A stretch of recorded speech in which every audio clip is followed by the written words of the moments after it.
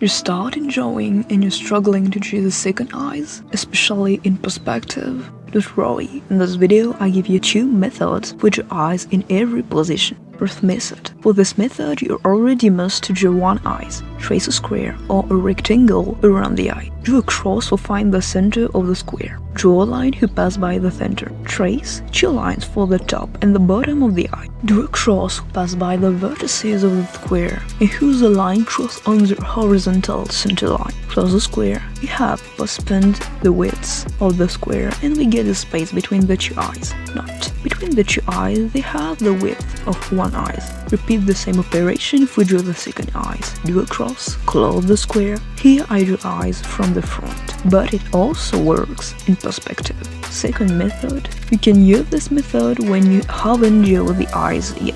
Trace a rectangle. Inside we're gonna draw the eyes. Do a cross for find the center of rectangle. Do a vertical line to pass by the crossing. You get 2 squares. Connect the opposite vertices together. Blue lines. Do the same thing with the rest of the vertices. Red lines. You notice that these crossings are of the same level. Draw 2 vertical lines passing by this crossing. You have separated your rectangle in 3 equal parts. Now you can draw the eyes. As before, it works in perspective.